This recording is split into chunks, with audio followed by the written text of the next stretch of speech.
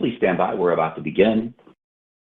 Ladies and gentlemen, welcome to the Agilent Technologies Q4 2023 earnings conference call. My name is Bo, and I will be coordinating your call today. If you would like to ask a question following the presentation, you may do so by pressing star one on your telephone. I will now hand you over to your host, Parmeet Ahuja, Vice President, Investor Relations. Please go ahead, sir. Thank you, Bo, and welcome everyone to Agilent's conference call for the fourth quarter of fiscal year 2023. With me are Mike McMullen, Agilent President and CEO, and Bob McMahon, Agilent Senior Vice President and CFO. This presentation is being webcast live. The news release for our fourth quarter financial results, investor presentation, and information to supplement today's discussion, along with the recording of this webcast, are available on our website at www.investor.agilent.com. Today's comments by Mike and Bob will refer to non-GAAP financial measures. You'll find the most directly comparable GAAP financial metrics and reconciliations on our website. Unless otherwise noted, all references to increases or decreases in financial metrics are year-over-year, and references to revenue growth are on a core basis. Core revenue growth excludes the impact of currency and any acquisitions and divestitures completed within the past 12 months.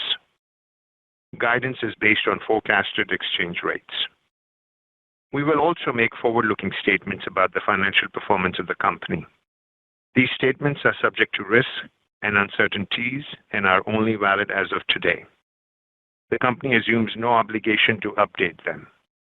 Please look at the company's recent SEC filings for a more complete picture of our risks and other factors. And now, I'd like to turn the call over to Mike. Thanks, Parmeet, and thanks everyone for joining our call today. Before we get into discussing our results and outlook, I want to mention that we're joined today by Padraig McDonnell, President of the Agilent CrossLab Group, and Sam Raha, President of the Agilent Diagnostics and Genomics Group. We're also joining this call for the first time by Phil Binns, President of the Agilent Life Science and Applied Markets Group. Phil's name may be new to some of you, but he's well known at Agilent and in the industry. Phil has been with us for more than 13 years, coming over with the Variant acquisition and overseeing our market-leading spectroscopy business. We're extremely pleased to have someone with Phil's knowledge, experience, and proven leadership strength heading up our LSAG business. In his short time in the role, we've already seen Phil add tremendous value as a member of our senior leadership team. Welcome, Phil. Now, on to our fourth quarter results. The Agilent team once again continued to perform well under challenging market conditions. Revenue of $1.69 billion declined 9.7% core after increasing 17.5% last year. This is at the high end of our guidance. Our proactive approach to manage our cost structure in this market environment helped us deliver healthy fourth quarter operating margins of 27.8%. Q4 earnings per share of $1.38 exceeded our guidance. While this was a decline of 10%, it comes against a tough compare last year when EPS grew 26%. While the market continues to be challenging, we believe we're starting to see signs of stabilization. As an encouraging data point for the quarter, our book-to-bill ratio is 1 for the company and greater than 1 for our LSAG instruments. Let's now take a close look at our Q4 performance, starting with our regional results. During the quarter, while down year-on-year, we delivered sequential growth except for China as expected. In China, our business declined 31% year-on-year after growing 44% in Q4 last year. While China was down sequentially, these results are very much in line with our expectations. And the year-on-year monthly performance improved slightly as the quarter progressed. In addition, orders were slightly higher than revenue for the quarter. While it is too early to call these two data points a trend, we see this as an encouraging sign of potential stabilization. In late September, I traveled to China for the first time since the COVID outbreak to meet with the Agilent team, key customers, and government officials. I was reminded of both the sheer size of the Chinese economy and our market there. I saw firsthand the work being done to bolster economic activity in the near term and create an environment that will support continued growth into the future.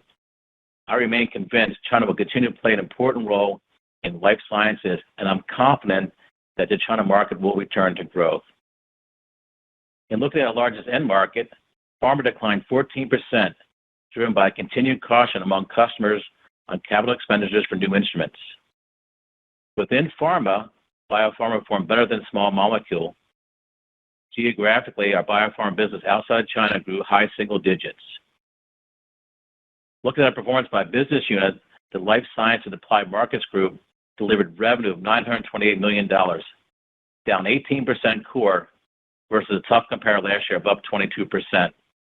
Customers continue to hold off on capital expenditures, particularly in the pharma segment of LSAG's business, which declined in the high 20% range. This is against growth in the low 20s last year. On the other hand, we continue to see strong customer demand and growth in our PFAS solutions, as well as continued strength in the advanced materials segment. These are two secular trends we've highlighted before, and we remain optimistic about future growth in these market segments. While the market environment remains challenged, we continue to innovate and provide unique solutions for our customers. The new products we launched in June at ASMS, in particular, the 6595 LC Triple Quad, which is focused on key applications like PFAS, continue to generate positive customer interest and new orders. We're also bringing innovative new solutions for customers across the biopharma value chain. We have sold a number of our online UHPLC systems with large biopharma companies. The systems are easy to use, reliable, and deliver significant value by providing fully automated analysis of critical quality attributes and allowing real-time decision-making outside the lab. The Agilent CrossLab group posted revenue of $404 million, up 4% core and 6% on a reported basis. ACG delivered growth across all end markets and in all regions except China. The contract services business was up double digits, offset by the services associated with new instrument placements. Our strategy of increasing the connect rate continues to pay off. In the quarter, the contract services business represented 65% of ACG revenue, a number that has grown nicely over the years. The Diagnostics and Genomics group delivered revenue of $356 million, flat on a core basis and up 1% reported. DGG's results were led by the pathology and NASD businesses, which both delivered low double-digit growth. These strong results were offset by the continued market challenge in genomics in both consumables and instruments. Our NASD portfolio and capacity expansion are continuing as planned. We're confident in the long-term growth prospects for the markets we serve. Before I finish covering DGG, I want to thank Sam Raha for his contributions over the years that have helped us to build a strong foundation for the DGG business. I wish Sam well. In addition to these business group highlights during the quarter, we were recognized for our commitment to sustainability. Agilent's near and long-term targets for reaching net zero greenhouse gas emissions have been approved by the highly regarded Science-Based Targets Initiative. A year ago, we entered 2023 sharing a view of economic and industry uncertainty as we got it for moderating growth in the second half of 2023.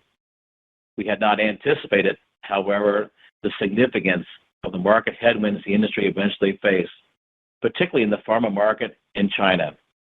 Despite the challenging market conditions, we delivered full-year revenue of $6.83 billion, growing 1.5% core. While our full-year growth was lower than initially expected, we met or exceeded every quarterly guidance range we provided, a solid testament to the team's execution ability. Including FY23 results, our 4-year compound annual growth rate is 7%. This is at the high end of our long-term growth guidance. In FY23, we delivered operating margins of 27.4%. This is up 30 basis points this year and up more than 400 basis points in the last 4 years. Earnings per share of $5.44 were up 4%, delivering leveraged earnings growth for the year. Our 4-year compound annual growth rate for EPS is 15%. Looking back, 2023 was a challenging year. What I'm particularly proud of is the Agilent team's ability to quickly pivot and take action to address these challenges while staying relentlessly focused on our customers. While we work to significantly reduce expenses, Agilent's customer satisfaction ratings remain at all-time highs. At the same time, our employee engagement continues to be excellent as we achieved a number of Best Employer awards over the last year. All this helped us deliver another year of leverage earnings in an extremely difficult market environment. Before turning it over to Bob for more details, I want to provide some high-level perspective on FY24 and beyond. For 2024, we anticipate a slow but steady recovery throughout the year. In our initial outlook, at the height of our guidance, we expect revenues to return to growth. At the same time, our range for EPS in the year ahead has us again delivering leveraged EPS growth. As we look ahead, we remain convinced the market challenges being faced by the industry today are transient. Our end markets are powered by investments in improving the human condition. The pace of science, innovation, and discovery continues to increase, which will fuel further growth. We remain focused on winning in the marketplace. Our differentiated products, services, and most importantly, our One Agilent team are all essential to the success of our customers. We are well positioned for long-term growth. Bob will now share more detail on the quarter and the year, along with more specifics on our initial view for fiscal 2024 and Q1. Thank you for joining us today. And now, Bob, over to you. Thanks, Mike, and good afternoon, everyone. In my remarks today, I'll provide some additional details on revenue in the quarter and the year, as well as take you through the income statement and other key financial metrics. I'll then finish up with our guidance for fiscal year 2024 and the first quarter. Unless otherwise noted, my remarks will focus on non-GAAP results. Agilent finished the fourth quarter with core growth at the top end of guidance and EPS exceeding our expectations as we executed well against challenging macroeconomic conditions. Q4 revenue was $1.69 billion, down 9.7% core and 8.7% on a reported basis. This is after growing 17.5% in Q4 of last year, when we benefited from the recovery from the Shanghai shutdown in Q2 of last year. This created an estimated 1 point of headwind in the year-on-year results this quarter. As expected, we saw weakness in capital purchases in LSAG, with the biggest impact in our China business. Now I'd like to share additional detail on our end markets for the quarter. Revenue in our largest market, pharma, declined 14% versus 20% growth in Q4 of last year. Biopharma declined 2%, while small molecule was down 23%.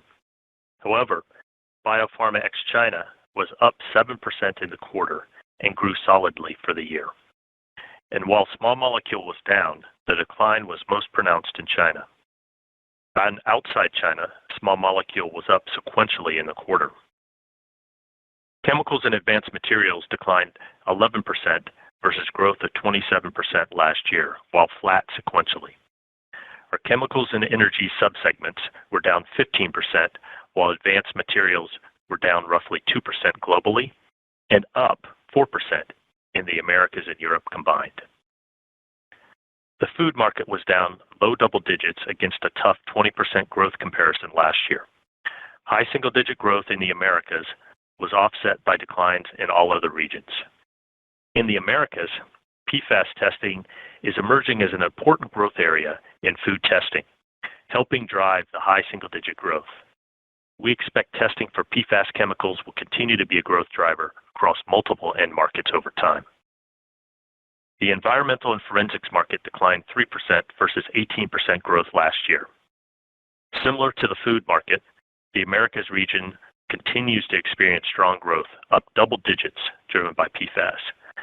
This strong performance was primarily offset by softness in China, which was down year-on-year, but up slightly on a sequential basis. Our business in the diagnostics and clinical market declined 4%. While we delivered low double-digit growth in our pathology-related businesses, it was more than offset by continued weakness in genomics. The academia and government market was down low single digits, with strength in the Americas, driven by government funding, offset by weakness in China and Europe. Results were pressured across all geographies in the quarter. As Mike mentioned, China was down 31% year-on-year after growing 44% in Q4 of last year, in line with our expectations coming into the quarter. The rest of Asia was down mid-single digits, and both Americas and Europe declined low single digits in the quarter. Before turning to the rest of the P&L, I'd like to quickly summarize some full-year highlights by end market and geography.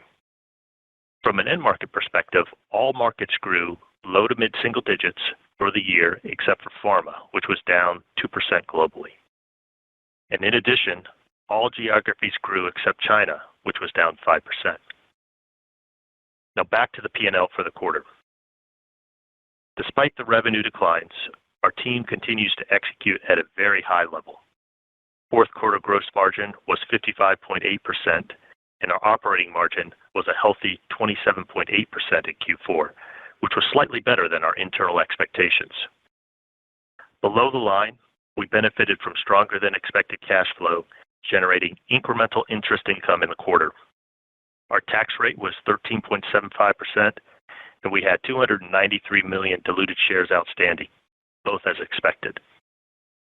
Putting it all together, earnings per share were $1.38 for the quarter, exceeding our expectations, albeit down 10% from a year ago when EPS grew 26%.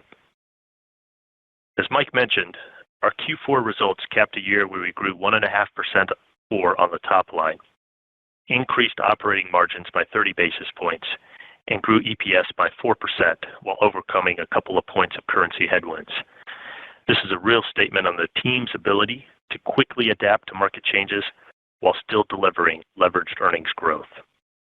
Turning to cash flow and the balance sheet, I'm incredibly proud of the Agilent team as Q4 continued a string of very strong quarterly cash flow results.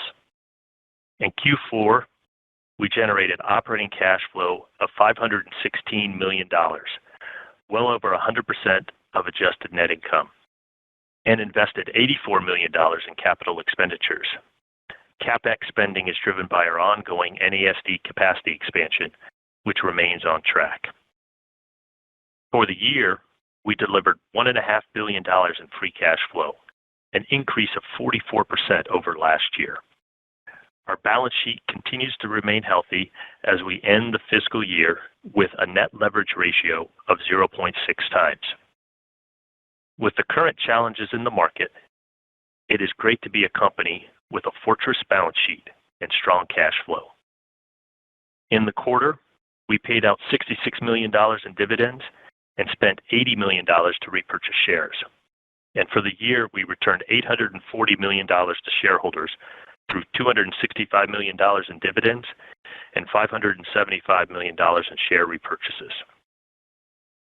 Looking forward, you may have also seen that we recently announced a 5% increase in our quarterly dividend, providing another source of value to our shareholders. It's worth noting that we've increased our dividend every year since we first began issuing them in 2012. Now let's move on to our outlook for the upcoming fiscal year and first quarter. As Mike stated, we expect to see a slow but steady recovery throughout fiscal 2024. However, we also acknowledge the continued market uncertainty, high interest rates, volatile exchange rates, and depressed capital spending. Like several of our peers, we expect the markets to be down slightly for the year, while we expect to perform better. Given the expected slower market conditions, we've taken additional steps to adjust our cost structure. Incorporated into our guidance is roughly $175 million of cost savings. Given the significance, I want to provide a little more detail on these actions. Roughly 30% of the savings are related to portfolio optimization decisions we've taken in DGG, the largest of which was the exit of the Resolution Biosciences business. Another 25% is related to material and logistics cost savings, as well as optimizing our real estate footprint, with the remaining savings tied to continued reductions in discretionary spend and optimizing our workforce. Along with these actions, we've taken a $46 million charge for restructuring and other related costs in our Q4 GAAP results. These reductions, while difficult, are necessary to ensure we continue to fund our most critical investments, as well as fund the variable compensation resets from this year. These actions help ensure the company delivers leveraged earnings growth in FY24 and will enable us to emerge even stronger when our markets inevitably return to their long-term growth rates. As Mike noted earlier, we exited Q4 with some potential signs of stabilization, with a book-to-bill ratio of 1 for the company and greater than 1 for LSAG instruments. While this is positive, we're going to be prudent in our initial guidance. For the full year guide, we expect revenue in the range of $6.71 to $6.81 billion. This represents a core growth range from a slight decline of 0.5% at the low end to 1 point of growth at the high end. Currency is a headwind of 1.2 points, while M&A is also a slight headwind of 10 basis points related to Resolution Bioscience. On a reported basis, we are expecting a decline in the range of 1.8% to 0.3% year-on-year. From a geographic perspective, we expect modest growth in the Americas and Europe. And while we expect to see recovery during the year in China, our initial view is it will still decline for the full year. From a business group perspective, we expect growth in both DGG and ACG, while LSAG instruments will still be pressured. And in terms of phasing, we expect the first half of FY24 to look similar to the second half of FY23, with growth in the second half of next year. We are projecting modest operating margin expansion for the year. And below the line, we expect interest income and expense to offset each other, a tax rate of 13.5%, and 293 million shares outstanding. Fiscal 2024 non-GAAP EPS is expected to be in a range of $5.44 to $5.55. This range represents flat to 2% growth versus FY23. From a cash flow perspective, we expect another robust year. We are expecting roughly $1.6 billion in operating cash flow and $400 million in CapEx as spending increases on NASD's train C&D expansions. Looking to Q1 2024, we expect revenue in the range of $1.555 to $1.605 billion. This represents a core decline of 11.3% to 8.5%, with currency and M&A having a minimal impact. At the midpoint, we are expecting growth that resembles what we just delivered in Q4 and assumes no significant budget flush during the end of this calendar year. This is against another difficult comp of 10% growth in Q1 of last year. First quarter 2024 non-GAAP earnings per share are expected to be between $1.20 and $1.23 as the cost savings fully ramp through the quarter. As Mike indicated, while we are expecting low growth in 2024, we remain optimistic about the future of our markets and our long-term growth prospects. Our business remains very profitable and healthy, and I know we will come out stronger as a company when market growth returns. And now I will turn the floor back over to Parmeet for your questions. Parmeet? Thanks, Bob. Bo, if you could please provide instructions for the Q&A now. Thank you, Mr. Ahuja. Ladies and gentlemen, if you would like to ask a question, please press star followed by 1 on your telephone now. And if you do change your mind, please press star followed by 1 again to withdraw your question. When preparing to ask your question, please ensure your phone is unmuted locally. We'll go first this afternoon to Vijay Kumar at Evercore ISI. Hi, guys. Thanks for taking my question and some helpful comments here, Mike. Maybe starting with those book-to-bill comments here. Overall company, one turn, LSAG, instrumentation looks like it's turned. Curious what those book-to-bill numbers for ex-China, and if instrumentation has turned, that Q1 guidance, comps get easier. Why is Q1 assuming no benefit from this turn in instrumentation? Yeah, hey, BJ, let me take that. I think if you look at the book-to-bill ratio, it's for LSAG instruments, it's actually very similar, both including China and excluding China. China was actually slightly positive as well, so that's a good sign. And as we mentioned in the prepared remarks, we're taking a prudent approach to our first quarter, and certainly we see this as a positive. We did, we typically do have seasonality from, our Q4 to Q1. But we're taking it kind of one quarter at a time. Yeah, I think part of the big story too, Vijay, is the 10% comp, from last year as well. But as we said in the call, it was encouraging to see some initial signs of stabilization with that kind of book-to-bill on the instrument side. Understood. I'm glad to hear prudency and right off the bat here. We got that into the script, Vijay. on just one more later on guidance here. What are you assuming for NASD and China for fiscal 24? Yeah, so for China, we are thinking mid-single-digit decline for the full year, so very similar to this year. And then for NASD, right now we're expecting mid-single-digit growth. Mid-singles, yeah. Fantastic. Thanks, guys. Sure. Thank you. We go next now to Patrick Donnelly at Citi. Hey, guys. Thanks for taking the questions.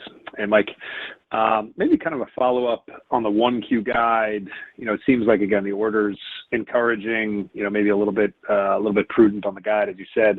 I guess when you think about just the implication for the ramp 2Q to 4Q, is it optimism in the market based on, some of those order trends? Is it obviously the comps get easier in the second half as you work through it? And can you just talk about the visibility into the recovery and kind of what gives you the confidence in the ramp as the year progresses here? Yeah, sure, Patrick. How about if I lead off, Bob, and then you can add any additional comments you'd like to make here. But when we think about this confidence around what we describe as a gradual recovery and growth, I think it's first of all important to remind the audience that we do expect the first half of the year to be very much like what we saw in the second half of 23. But looking forward, why do we think that things are going to be different in the second half? Which is, though it's initial and still early, there are some early signs of potential stabilization that you see in our order book. The fact that book-to-bill for the company was above 1, the fact that we had the same result in our instrument business, which has been the most pressured part of the company. And listen, while it's too early for customers to be confirming their 2024 budgets with us, let's go back to the sales funnel, which is a predictor of potential growth, right? So our sales funnels continue to show a lot of interest from customers. And we know that at some point in time, those things will start to release. The funnels remain healthy. And listen, in an environment like this, we've seen these things before, which was, healthy and capital spending, has been constrained. So some release can be expected. And, we hear, I don't want to get too far down my skis on this, but we hear customers talk about some new focused investments. And I think we're not calling for a big broad-based market recovery, but certain segments of the market are going to be better. We're talking about some investments in R&D tools, what's going to PFAS testing, capacity expansion plans. We're hearing from our customers, advanced materials. And then, as you mentioned earlier, Patrick, there is an easier compare in second half 24 as well. So we do expect this return to growth, and I think it's not simply a hope. We've got some information to kind of back up our thinking there. Again, we'll know a lot better about how things look when we get to the budgeting phase with our customers in early 2024. Again, right now the markets for capital instruments still remain quite challenged. And as I mentioned earlier, we are seeing encouraging signs of potential stabilization, but it's going to be a journey for our return into growth, and I think our guide reflects that. And again, I think we've got a high degree of confidence that this is what the back half of the year will look like. Yeah. Hey, and Patrick, you asked about Q1. As I mentioned in the prepared remarks, I think we're taking a prudent approach here. But we're also going up against last year where we did have a budget flush. It happened earlier in the year, but for delivery in November and December, and we're assuming that we're not seeing that or building that into our estimates. So if that happens, then that would be a nice thing for all of us. Yeah, absolutely, Bob. No, that's helpful. Yeah, I appreciate that, Bob. And maybe, Bob, just on the margin side, helpful to hear you talk through a few of the different moving pieces. It sounds like some cost savings in DGG, among others. I guess, can you just give a bit more color on kind of the moving pieces, where you're pulling some levers, the ability to take out some additional costs to hit these margin numbers? Obviously, you talked about margins being up a bit. I think there are some headwinds like incentive comp, things like that. So maybe just talk about the gives and takes there and confidence in terms of some of the cost outs. Yeah, that's a great insight there, Patrick. Yeah, because we do have some add backs. I would say, that, so don't take that $175 million and drop it to the bottom line, because we have some resets. I would say roughly half of that is kind of a reset between our sales comp and variable pay. If we think about it, it's really across the P&L. The biggest piece actually is in DGG with the exit of the ResBio business, but we've also taken some tough decisions in other product lines to streamline the portfolio there. And I would say, roughly a little over 30% of that is associated with that. The other 25% is really within our COGS. Our OFS team has done a phenomenal job of really kind of leaning into reducing our costs around logistics and material costs. And then I talked about the site consolidation as well, which will show up and down the P&L. So we've taken a look at our real estate footprint and have actually closed several smaller sites between around the world, really. And then the final piece is really kind of infrastructure optimization, which would be discretionary spend, but then also headcount reductions that would be focused on areas where we've right-sized it to the demand. And Patrick, this is Mike. You asked earlier about the confidence about the growth recovery. I think when it comes to hitting the 175, high degree of confidence, we control this 100%, and we'll deliver on this. Very helpful. Thanks, Mike and Bob. Appreciate it. Thank you. We go next now to Matt Sykes at Goldman Sachs. Hey, good afternoon. Thanks for taking my questions. Sure, Matt. Maybe just on NASD, I noticed just over the past, call it year and a half, we've kind of gone from high double digits to low double digits, and next year mid-single digits, which is probably just some level of normalization as you ramp capacity. But just given the step up in CapEx you're guiding to next year, is there some wiggle room in terms of how you guys lay that capacity out, or is the confidence in that end market growth enough to keep investing in that area next year? Yeah, I'll jump right in on that one. So I tried to make that come out in the script, but our plans to continue to invest for the future long-term growth of this business remains high. We're going full steam ahead on the capital expansions, and they're tracking according to plan. In fact, I think we'll probably do a little bit better on the cost side when all said and done relative to the CapEx that's involved. And Bob, maybe you can talk a little bit about some of the things we're seeing relative. And I think we've commented on this before, but what are we seeing in the marketplace relative to 2024 relative to NASD? Yeah, I think, Matt, it's a great question. And so if we look at the details of kind of the mix, actually, I would say we have the most healthy mix of portfolio in NASD in 24 than we've had. So a significant increase in the number of programs that we are going to have going through. Now, it's a bigger component of clinical volume versus commercial volume, which I actually think bodes very well for the future going forward. We have seen, some, I would say, some pausing of certain customers as they, associated with IRA, but we think that that's transitory. So as Mike said, we're not at all concerned about the long-term growth prospects of this market. And in fact, many of the programs that we're seeing come into our portfolio are actually, as what we had talked about in previous calls, much larger targeted patient populations, which really speaks well to the volume. And then, as Mike mentioned, we're actually expanding our portfolio, our technologies. And so it's not just siRNA, but we're having the ability to continue to grow our CRISPR, GMP-grade CRISPR business, as well as antisense. So we're continuing to do that as well. Hey, and Sam, I know this will be your last call, but I thought it might be interesting for you to jump in here for a second. As part of your transition, you've been talking to a lot of our key customers, and I think, we're hearing the same story from them about long-term growth, continued investment here. Yeah, absolutely, Mike. I'll just add a couple of things to your and Bob's comments. One, we are now on contract with more major pharma than we ever have been. And it's very promising. If you look at publicly the percentage of their overall R&D budgets that they're now spending on therapeutic oligos, and we are in the driver's seat to win those opportunities. And just in the last couple of weeks alone, I've spoken with a number of our lead pharma partners, and they've reaffirmed, though there's a slight navigation through the IRA, as Bob mentioned, that the conviction on their end of the market potential remains unchanged, and we are in the leadership position to pursue that. Thanks, Tim. Got it. That's great. Great amount of detail. Thank you. Maybe just Bob, for you, just on pricing, kind of what's embedded for next year as you think about pricing, and how has pricing kind of trended over the course of this year? Are we back to sort of normalized levels of pricing that you guys have historically achieved, or is there still some pricing gains to see sort of as we move into next year in certain areas of your business?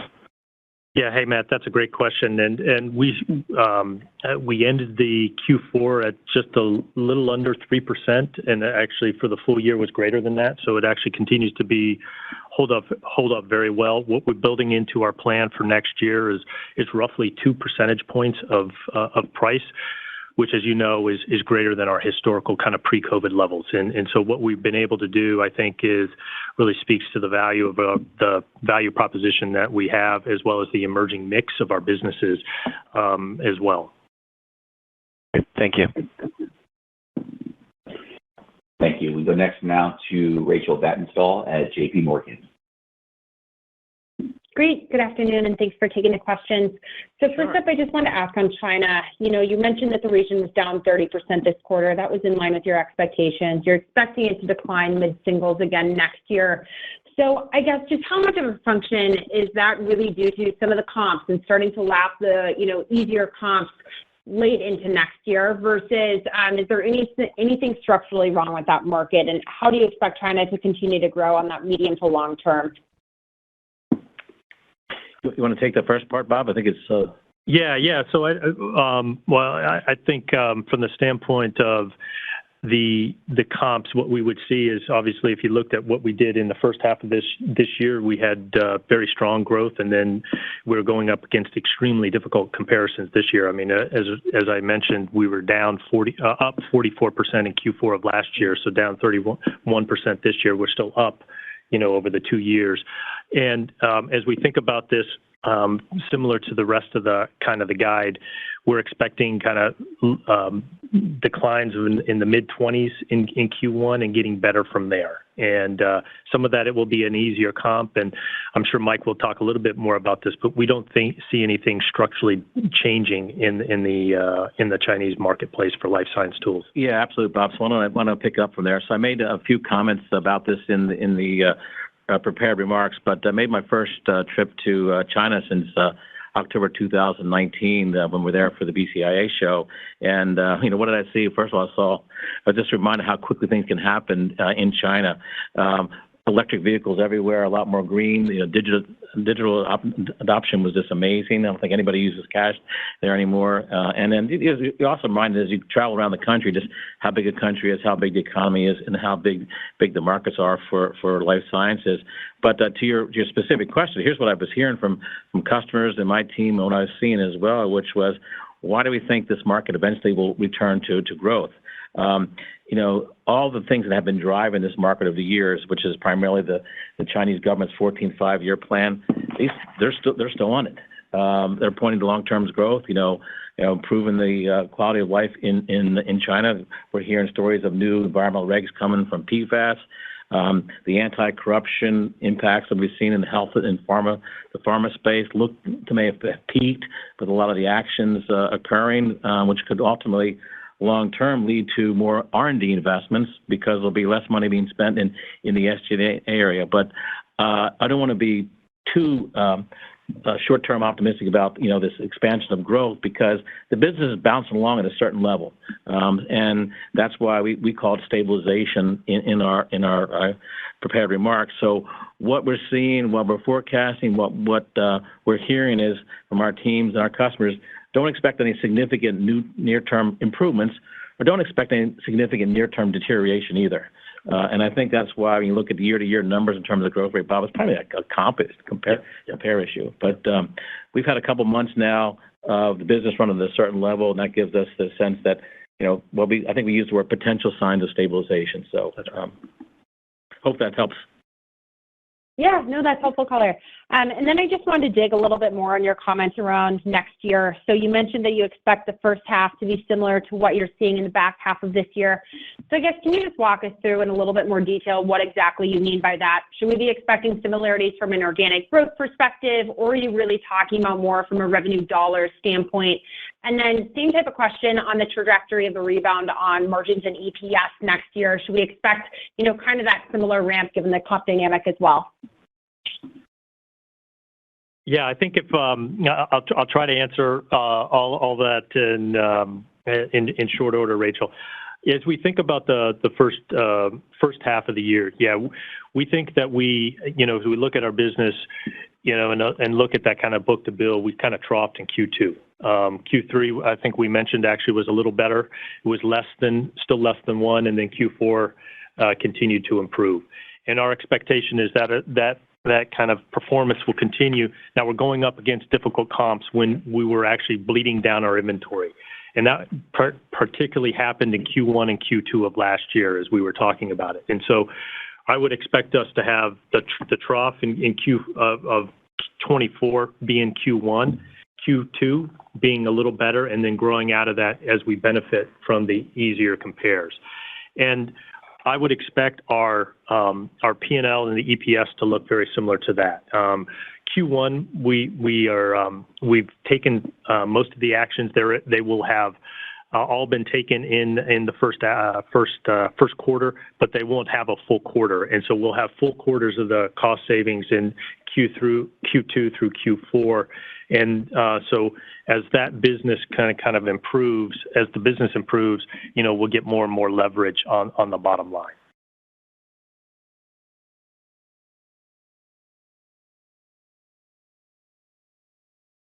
Thank you. Moving on now to Derek DeBruin at Bank of America. Hi, good afternoon. Sure. Good afternoon, Derek. Hi. So can we talk a little bit about pharma? That market was up and down all year. Not a lot of visibility. Are you seeing some of the orders that were sort of stuck in the funnel starting to come loose? Right. I mean, how are you sort of looking at the pharma market going forward? Yeah, Porg, I think the answer is the deal funnel still remain elongated. So I think what we see from our funnels is that they're growing, but the velocity in closing deals from the point of funnel to order is still static on that side and elongated. Yeah, and hey, Derek, I think if we think about the pharma end market, we're assuming very low single-digit growth for next year. And some of that is actually, getting past the tougher comps in China. If we looked at actually our pharma business ex-China, we grew in FY23, and actually our biopharma business grew in total. And we think about small molecule was the area that, was dragging the pharma business down. As you know very well, it typically has a replacement cycle.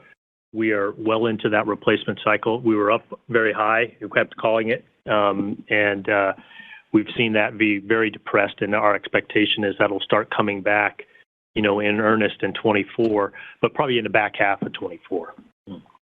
So this goes to, I'm sorry to beat this up, but your China you've got going down. Pharma, you just basically said you don't have a ton of visibility. You hope that things will come back. I'm just not curious. I'm curious why you didn't put a little bit more cushion in the guide like that. It still feels like it's a little bit. It still feels like it's a little back end. Well, it's not a little. It's a lot back end heavy given where we are sort of right on the cycle. Yeah, I think as we said earlier, Derek, there's reason to believe that not only do you have the comps working in our favor for the second half, there's and we know that customers there's interest in the products, and I think they've got to step. And by the way, we're not calling for this miracle snapback in 2024. Yeah. But we're also saying that small molecules can continue to decline 20-30%, kind of numbers we're seeing this year. Particularly, that's where the pressure's been. But we know that biopharma, they need some tools for R&D. We know that those replacement cycles can only be held up for so long. So there's a confidence relative to what we see in the funnels. Deals aren't coming out of the funnel, and then although we are focusing here on pharma right now in this commentary, there's a lot of other strength in some of the other secular markets and applied markets in particular, which is nice diversification we have on the instrument side as well. And Bob, I don't know if there's any additional thoughts on the pharma story. No. Yeah. Okay. Yep. And just one final one. Just what were bookings? I mean, I know you said the book-to-bill was greater than 1, but I'm just curious in terms of bookings. And do you often see a spike in bookings in Q4? Basically, I'm just trying to get the sense of like what you saw as a head fake, or you've got where you think you've got real demand here. Yeah, so we don't give the absolute dollars other than to say it was greater than 1. It was roughly 1 for the total company, and then instruments were higher. Typically, we do see a Q4 where it is higher. So this kind of goes back to kind of our historical performance, where orders are a little higher, particularly because we have October in our results. And so last year was actually a aberration, so to speak, as we were working down the backlog. And this kind of gets back to our normal process. Yeah, and through the quarter, Derek, we saw our normal seasonality. Yep. So there wasn't anything unusual about the order pattern to kind of say, is this a head fake or not? So I think that also is one of the reasons why, we say, okay, early signs of some stabilization here. Again, yeah. Not huge growth. We're saying stabilization. Correct. Great. Thanks. Sure. Thank you. We go next now to Jack Meehan at Nephron Research. Thank you. Good afternoon. Good afternoon, Jack. So wanted to dig a little bit more into LSAG in the quarter. Could you break down the growth between instruments and consumables, and just any commentary across product lines? Yeah, everything I would say for the quarter was pressured, although consumables performed better than the instrumentation. Our consumables business was down, kind of low single digits, and against a very tough comp of almost 9%, 10%. And if you looked at it ex-China, that was largely influenced by China. We grew low single digits in consumables. Okay. And so does that imply instruments maybe down over 20% in the quarter? They were down, yes. Okay. Yeah, and I guess maybe just to follow up on Derek's question, I think everybody's trying to think about the right way to interpret this book-to-bill commentary, but just,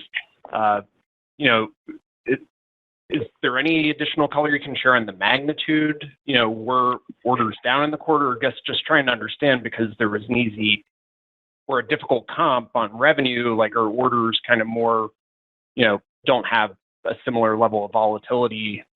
It should have mathematically been over 1, right?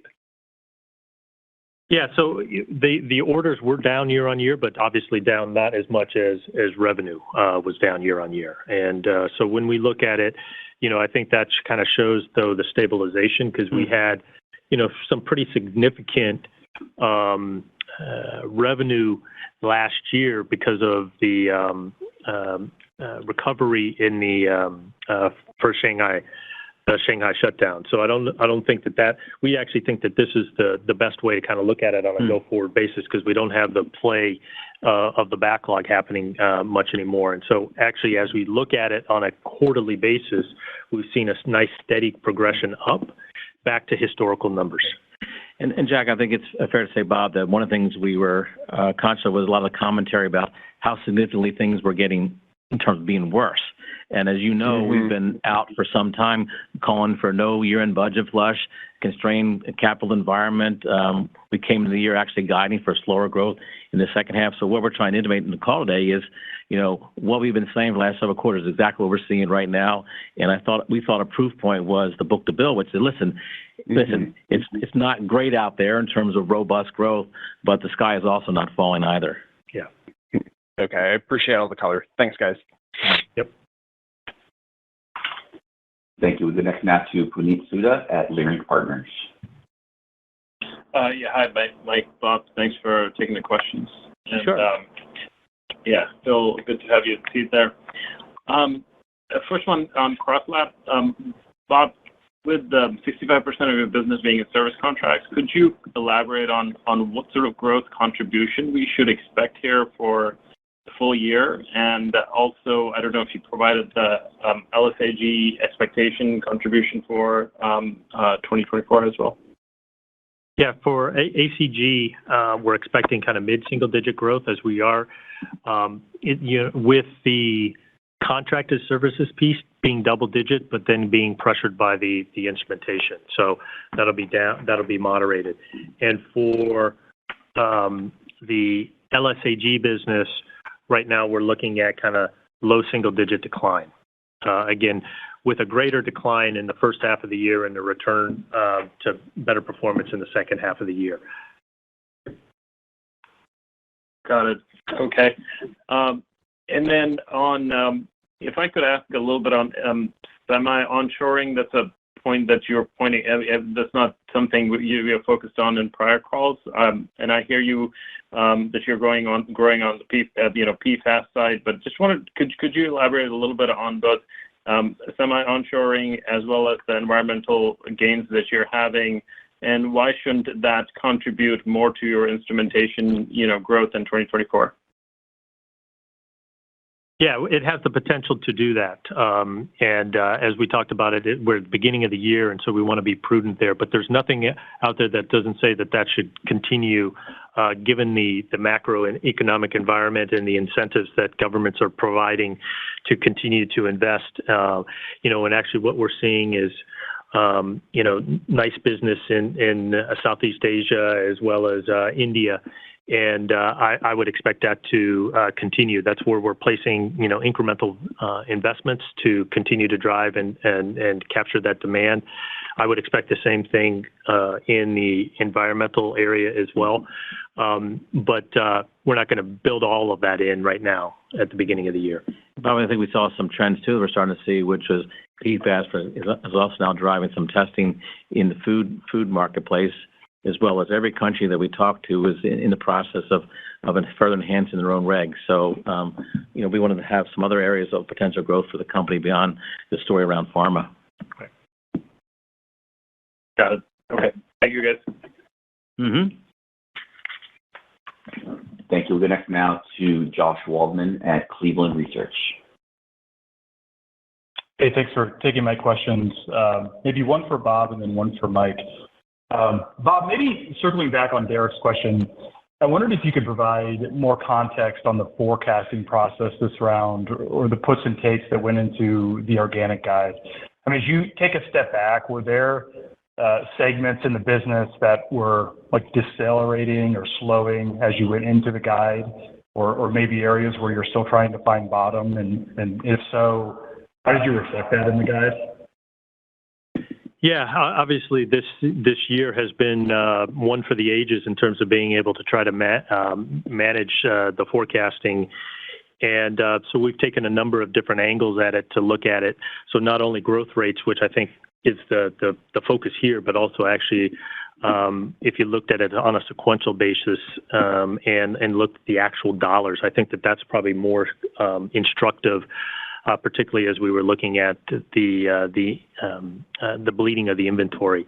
I would say what we've seen over the last couple of quarters is that signs of stabilization.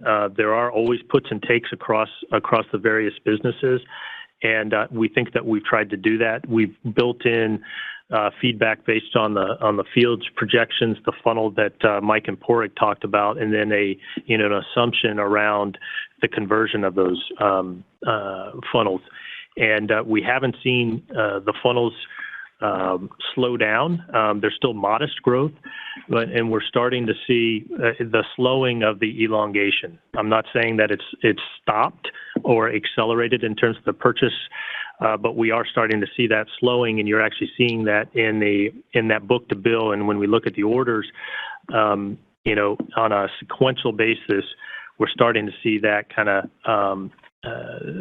stabilization as well. And so that's kind of how we're looking at continuing to go forward. If you kind of just built that going into next year, you would start seeing, challenging first half and then better performance in the second half. Hopefully that gives you some flavor. Yeah, that's helpful. And that was actually going to be my follow-up. Maybe, I don't know, Bob or Mike, if you want to take it. Sure. I was curious if you could maybe quantify where the funnel stands entering 24 versus maybe, where it typically is entering a year, and just how correlative or how much do you think it is a predictor of near-term demand? I mean, is better funnel conversion at all kind of part of what drives the improvement as you progress through the year? I think we're assuming, Padraig and Bob, kind of the same rates, right? No significant improvement.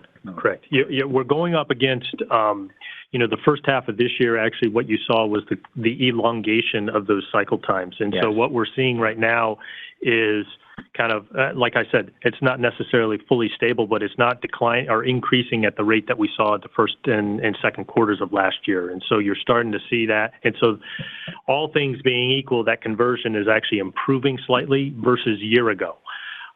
It's still not back to historical numbers. And that's what we're trying to handicap here as we look at our forecast going forward. Okay. All right. Appreciate it, guys. Sure. Thanks, Josh. Thank you. We go next now to Daniel Brennan at Cowen. Great. Thanks for taking the questions, guys. Maybe just on China, I know you mentioned, I think in the prepared remarks, like month-to-month pacing had improved in the quarter. Just any more color, anything on exit rates in China? And if you could, I'd be interested to get like some more color on like the end market trends in China. I know you gave some color on, biopharma, but could you discuss pharma overall and any other interesting color from an end market basis? Sure, Bob. We maybe a tag team on this, which was, I think, relative to the order book, I think we were slightly above revenue for the quarter. No really unusual pacing through the quarter from China. We've been calling, I know a lot of the conversation today has been about pharma, but we've been saying for some quarters overall for China, it's been a broad-based slowdown. And that's what the business has been, and that's how we ended the year in terms of the end market performance. I will say that, we were pleased that we were in line with our expectations for the business. So again, we described earlier that the business was moving along at a certain overall level.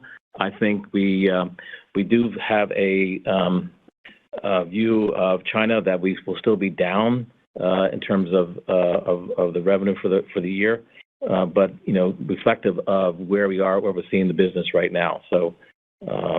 Hey, Dan, and to build on Mike's point, just a couple of other additional data points.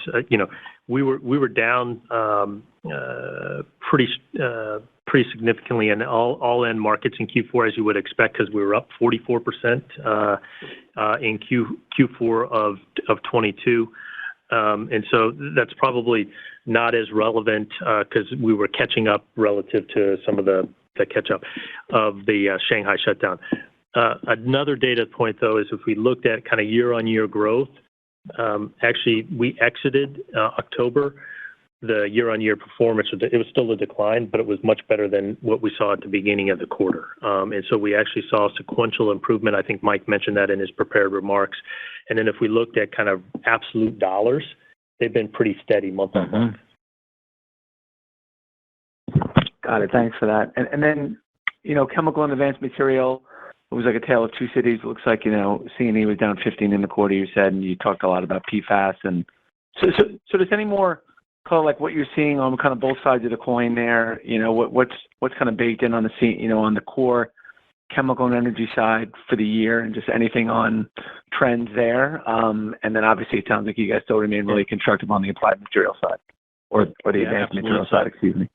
So how about Bob, I'll just lead here with a few comments, and then I've been dying to pull Phil in on here as well, and maybe talk about some of the things he's seen on the advanced materials side, which is a real area of expertise for himself. But I think your word of tale of two cities is really quite appropriate, both in terms of breakout by segment, also by geography. Bob, I think we posted 70% growth, if I remember correctly, in China last year. Right. So I mean that's a tough comp. I don't care who you are, but we're seeing continued slowness on the C&E side. Our major customers here are really conservative in terms of their deployment of capital. Many of our largest customers are on cost control. So that's what you're seeing reflected in the numbers, and that's why we expect a constrained outlook on that side of the business for a while. The different story on the advanced materials, and I think Bob, you pointed to good growth geographically, globally, outside of China, and then Phil, I know you and the team got a whole bunch of initiatives around the applied markets, particularly not only PFAS but advanced materials, and I thought a good opportunity for me to introduce you to the audience and have you share your perspective on what we're doing on the applied, on the advanced materials side. Yeah, thanks, Mike. And yeah, certainly we've mentioned it. You've talked around the activity within labs being ex-China, at least being reasonably robust, but on the applied market side, and certainly around advanced materials, we're certainly relatively strong in those markets, and we're seeing good, really good generation around the batteries market, and of course we've spoken about the onshoring process around there in the advanced materials area. So globally, that also obviously comes into the onshoring, and globally we're in strong positions in those markets and have been historically, and continue to innovate strongly around those markets and stay close to those customers. Thanks. Thanks, Phil, and welcome.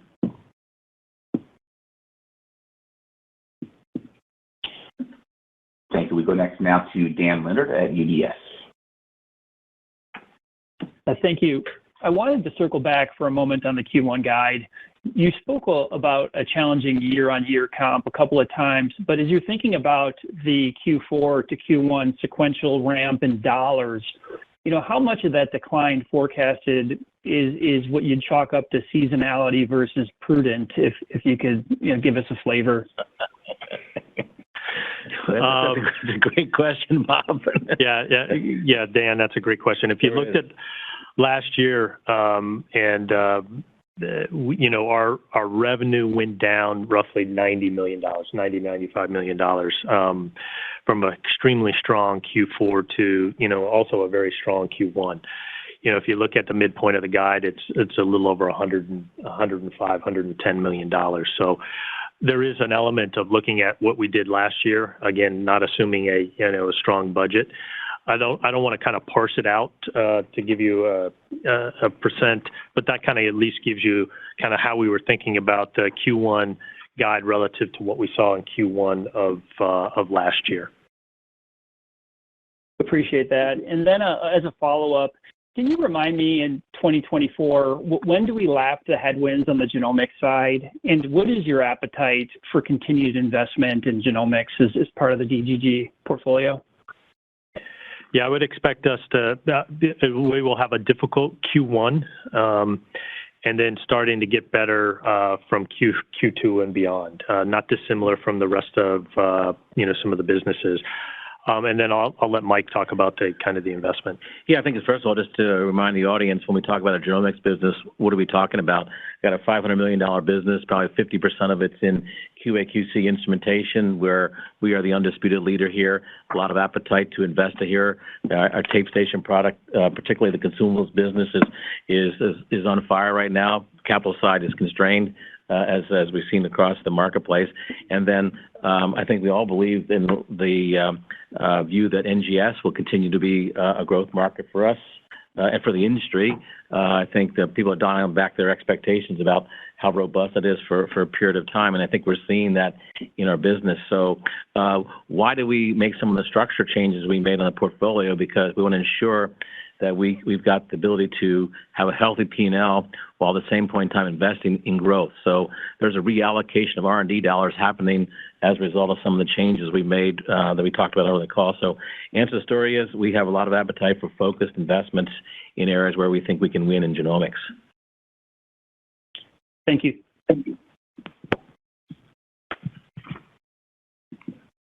Thank you. And ladies and gentlemen, that is all the time we have for questions this afternoon. I'd like to turn things back to you, Mr. Ahuja, for any closing comments. Thanks, Bo, and thanks everyone for joining the call today. With that, we would like to end the call. Have a good day, everyone. Thank you. Again, ladies and gentlemen, that will conclude the Agilent Technologies Q4 2023 earnings call.